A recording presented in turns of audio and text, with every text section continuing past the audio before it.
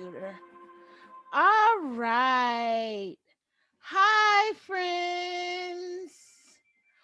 Welcome to this special Christmas episode of Storytime with Smiley. I am Smiley, and I am so happy you could join me this evening. Before we get started, for those who are new to Storytime with Smiley, welcome. Here are a few housekeeping rules. We Before we get started, so we ask that you go ahead and grab a plushie, a pillow, and blankie if you want, and then find the most comfortable spot in your house because we want to set an environment for calm and relaxing. I have the Christmas music on in the background. So while you guys are going to grab your items, go ahead and like and share uh, what's going on. Go ahead and share this video. Because we want to try to reach as many families as possible. Go ahead, bask in the Christmas music. And as if you decide that you do not want to go ahead and grab that plushie, that blanket and pillow, that's fine too. We just want to make it comfortable for you. That's all. And to those coming back and to those in the room, welcome, welcome, welcome. And Vixen, Donner, and Cupid, and Blitzen. So, Christmas has always been one of my absolute favorite times of year. It always seemed to be so magical and wondrous. And people, when I was growing up, people seemed to be kinder and you could get more help. My mom used to also make it special by we would make these gingerbread houses and we would play games and it was always fun and laughter. So Christmas time for me was always great. Today I will be reading two stories. And the first story I will be reading today actually it reminds me of that wonder, that magic, and all of that stuff. So, our first story for today is going to be "'Twas the Night Before Christmas." As I read the story, I want you to think in your head, what is my favorite Christmas memory?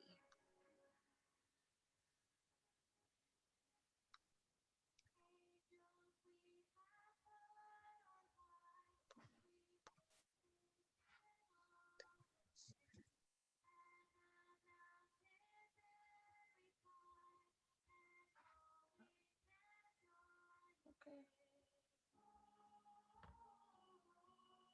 All right.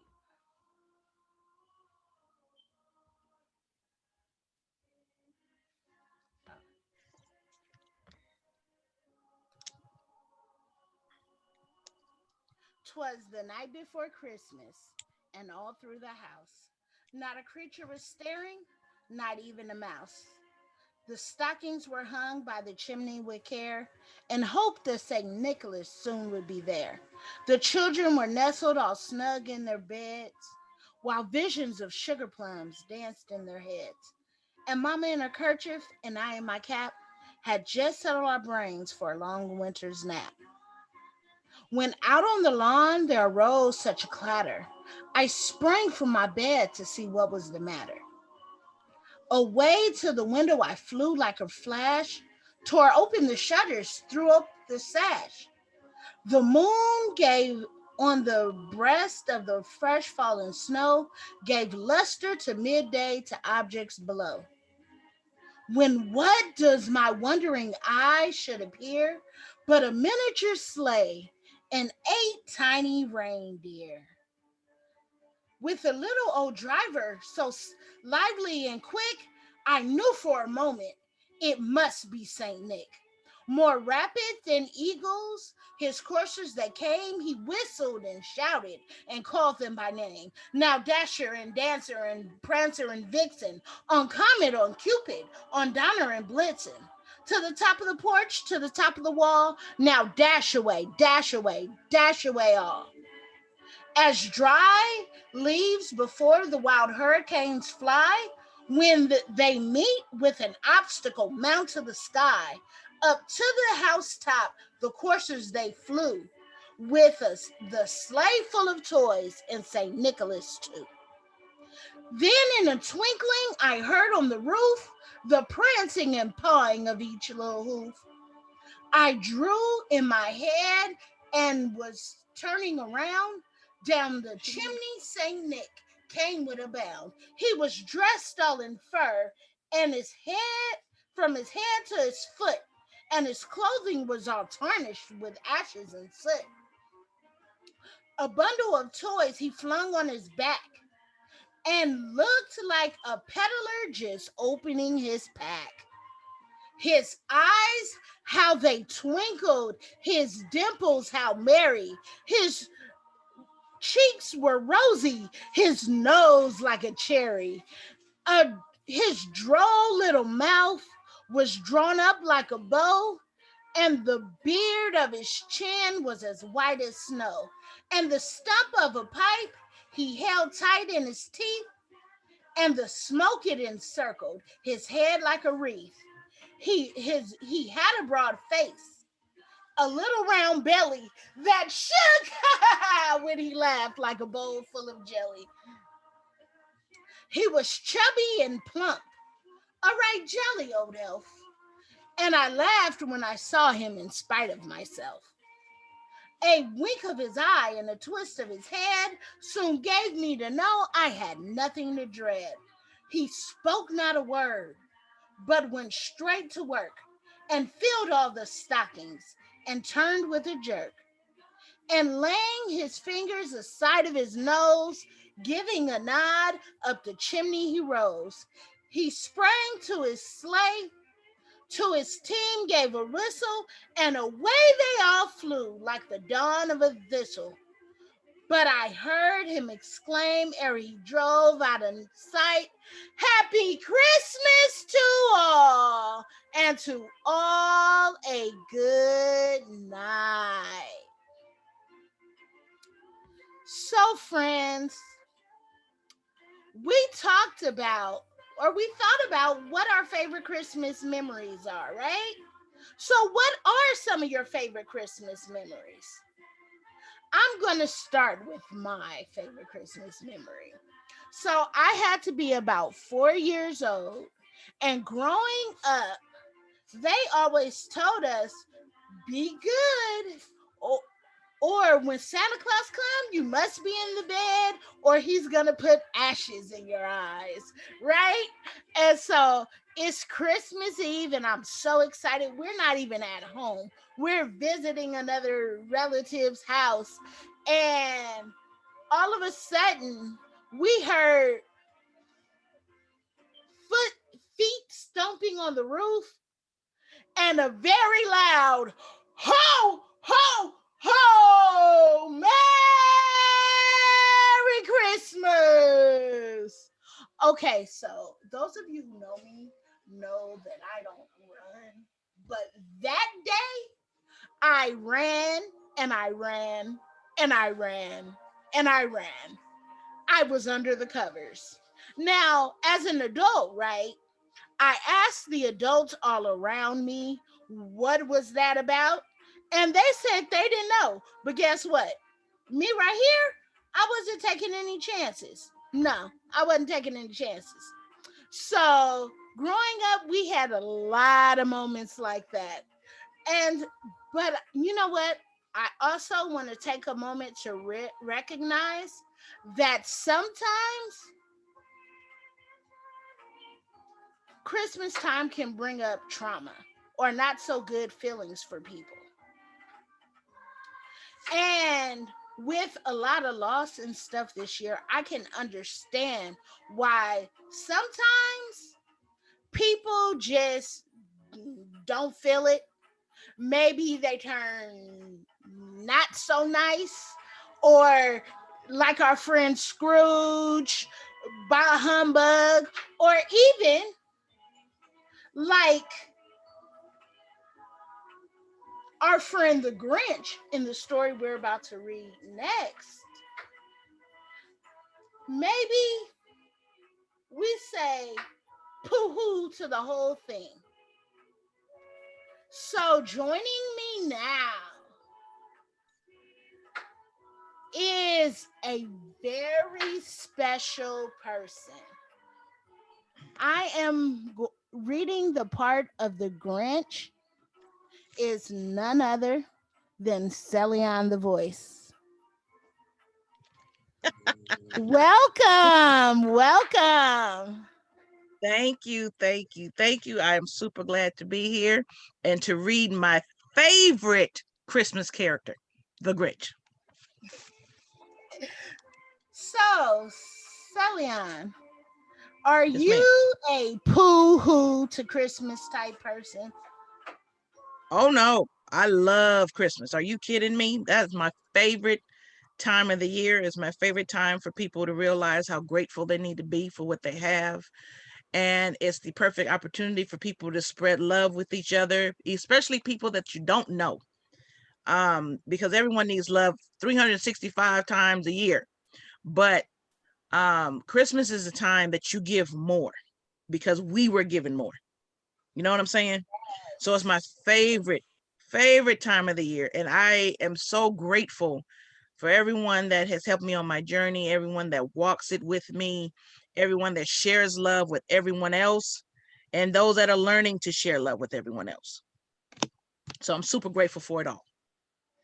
Okay, now without further ado, the Grinch who stole Christmas.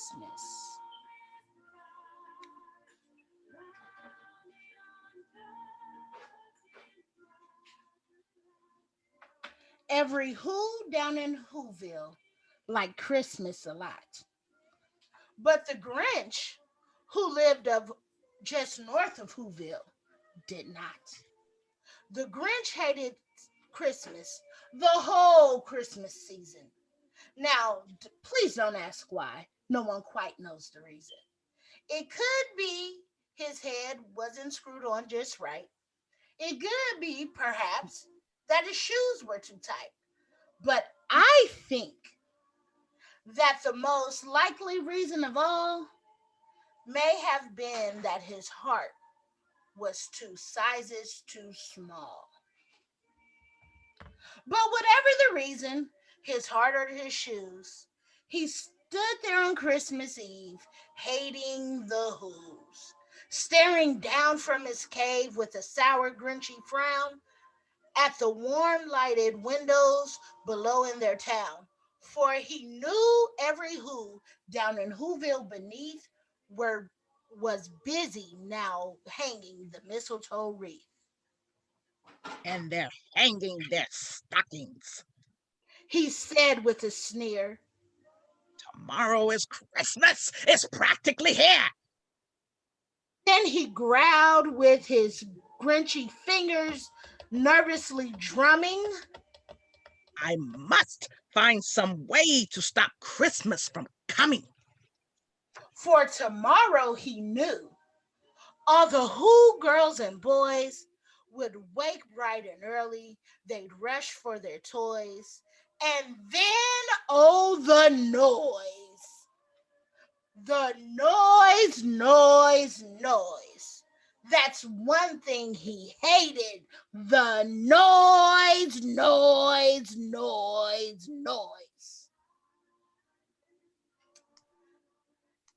Then the Who's, young and old, would sit down to feast. They'd feast. They would feast on Who pudding and rare who's roast beast, which was something the Grinch couldn't stand in the least. Then they do something he likes least of all. Every Who down in Whoville, the tall and the small, would stand close together with Christmas bells ringing. They'd stand hand in hand, and the Who's would start singing. They'd sing and they'd sing and they'd sing, sing, sing. And the more the Grinch thought of this Who Christmas sing, the more the Grinch thought, Must stop this whole thing. Why, for 53 years, I put up with it. Now I must stop this Christmas from coming. Hmm, but how? then he got an idea. An awful idea.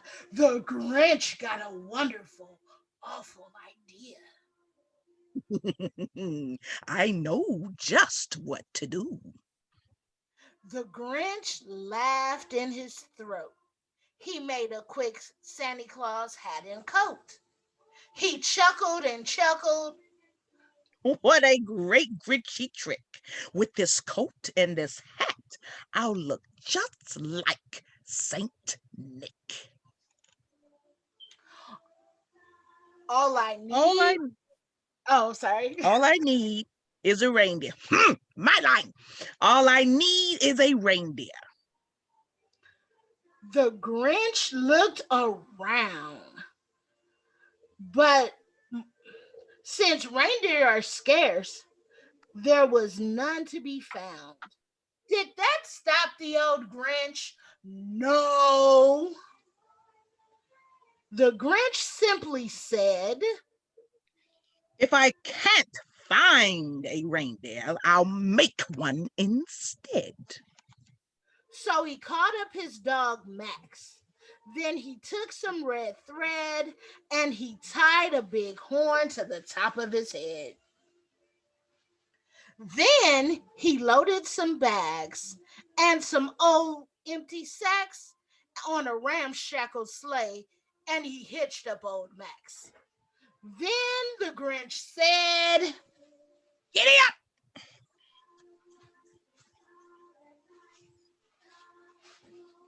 Giddy up. And the sleigh started down towards the home where the Who's lay a snooze in their town. And their windows was dark, quiet snow filled the air. All the Who's were dreaming sweet dreams without care. When he came to the first little house on the square, This is stop number one. oh, the old Grinchy Claus hissed. He climbed up the roof, empty bags in his fist.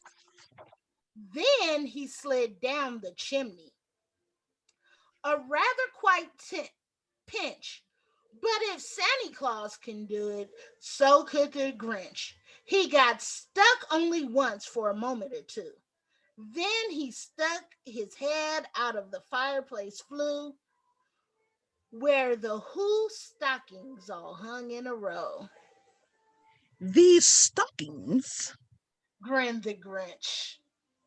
are the first thing to go. Then he slithered and slunk with a smile most unpleasant. Around the whole room, he took every present: pop guns and bicycles, roller skates and drums, checkerboards, tricycles, popcorns, and plums. And he stuffed them in bags. Then the Grinch very nimbly stuffed all of the bags one by one up the chimney. Then he slunk to the icebox. He took the Who's feast. He took the Who pudding. He took the roast beef. He cleaned out the icebox so as quick as a flash. Why, the Grinch even took the last can of Who hash. And he stuffed all the food up the chimney with glee. And now grinned the Grinch. I will stuff up the tree. And the Grinch grabbed the tree and he started to shove when he heard the sound like the coo of a dove. He turned around fast and he saw a small who, little Cindy Lou who was not more than two. The Grinch had been caught by the tiny Who daughter who gotten out of bed for a cold cup of water. She stared at the Grinch and said, Santa Claus, why? Why are you taking our Christmas tree? Why? But you know that old Grinch was so smart and so slick, he thought up a lie and he thought it up quick. Why, my sweet little tot, The fake Santa Claus lied. there's a light on this tree that won't light on one side. So I'm taking it home to my workshop, my dear.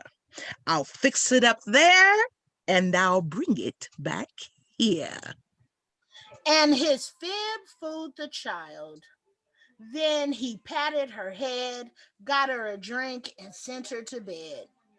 When Cindy Lou Who went to bed with her cup, he went to the chimney and stuffed the tree up. Then the last thing he took was the log for their fire. Then up the chimney himself, the old liar. On their walls he left nothing but hooks and wires. And the one speck of crumb that he left in the house was a crumb that was even too small for a mouse. Then he did the same thing to the other Who's houses, leaving crumbs much too small for the other Who's mouses.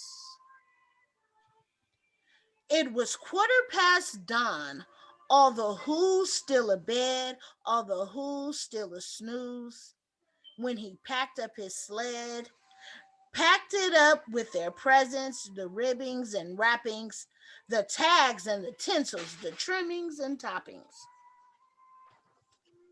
3,000 feet up the side of Mount Crumpet, he rode with his load to the tip top to dump it. Pooh, pooh, to the Who's. He was grinchishly humming. They're finding out now that no Christmas is coming. They're just waking up. I know just what they'll do. Their mouths will hang open a minute or two. Then the Who's down in Whoville will all cry, boo hoo. Boo hoo, boo hoo, That's a noise grinned the Grinch. that I simply must hear. So he paused, and the Grinch put his hand to his ear, and he did hear a sound rising over the snow. It started in low, then it started to grow. But the sound wasn't sad. Why, this sound was merry. It couldn't be so, but it was merry, very. He stared down at Whoville. The Grinch popped his eyes, then he shook. What he saw was a shocking surprise. Every Who down in Whoville, the tall and the small, was singing without presents. He hadn't stopped Christmas from coming. It came. Somehow or another, it came just the same. And the Grinch, with his grinchy feet ice cold in the snow, stood puzzling and puzzling. How could it be so. It came without ribbons. It came without tags. It came without packages, boxes, or bags. Hmm. And he puzzled 3 hours till his puzzler was sore. The Grinch thought of something he hadn't before. Maybe Christmas He thought. He thought, doesn't come from a store. Maybe Christmas, perhaps, means a little bit more. and what happened then? Well, in Whoville they say that the Grinch's small heart grew 3 sizes that day. And the minute his heart didn't feel quite so tight, he whizzed through the he whizzed with his load through the bright morning light, and he brought back the toys and the food for the feast. And he himself, the Grinch, even carved the roast beast. As I was reading this story, I had a thought.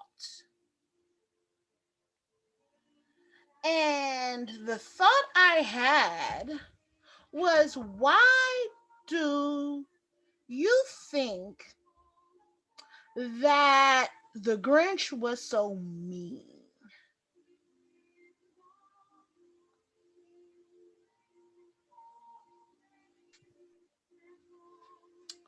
Hmm. Could it be perhaps that the villagers never invited him down?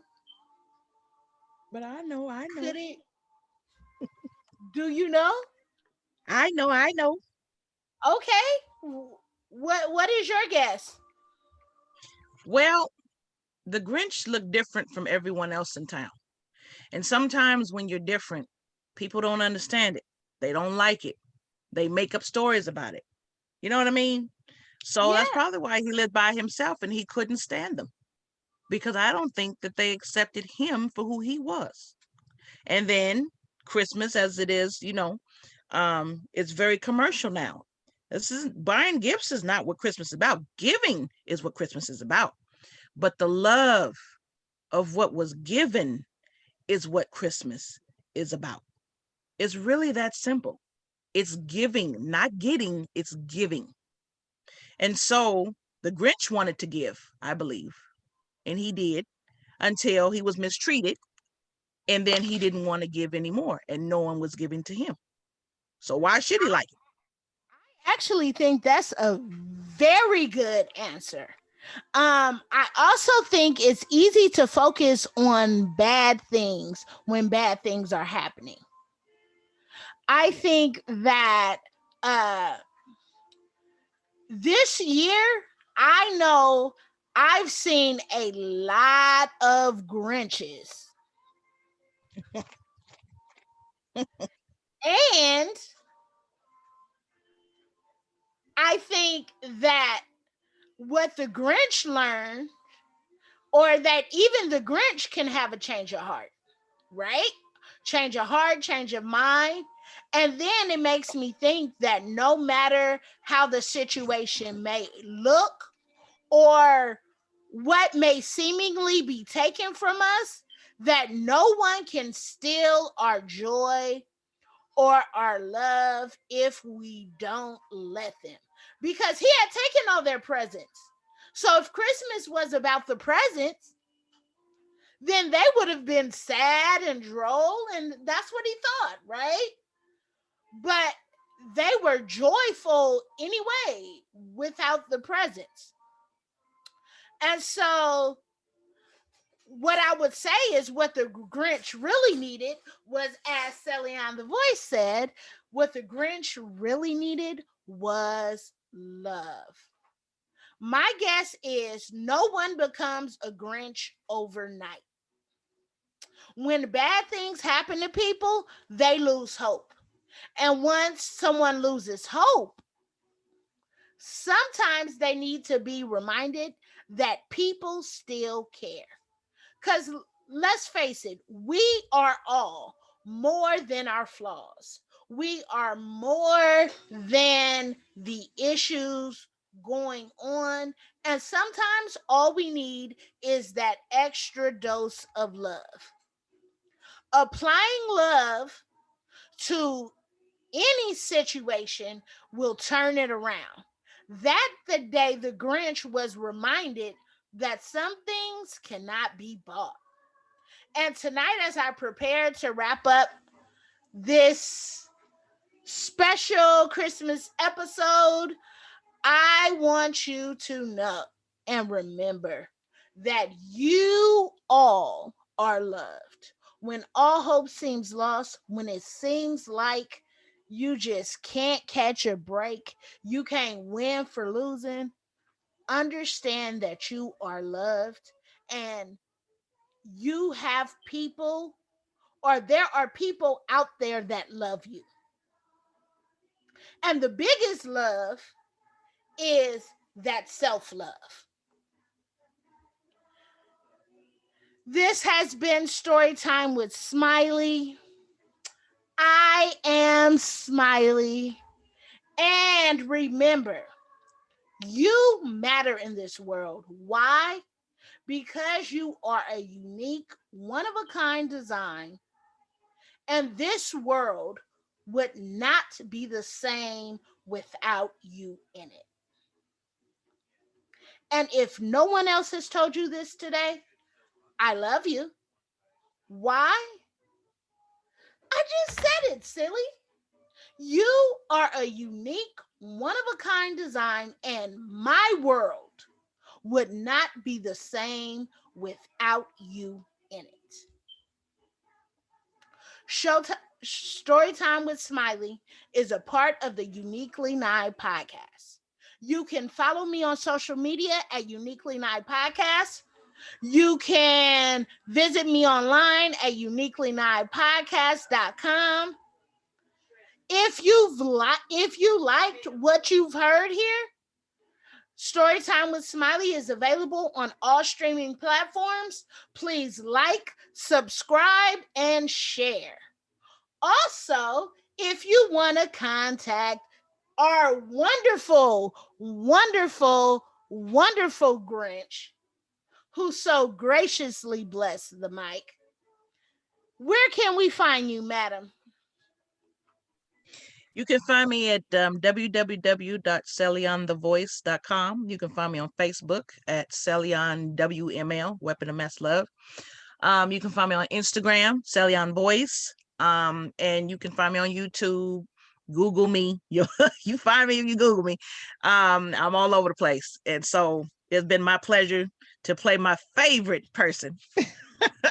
And thank you for asking me. I really appreciate it. Yes. Thank you for coming out. Until next time, sweet dreams and happy holidays.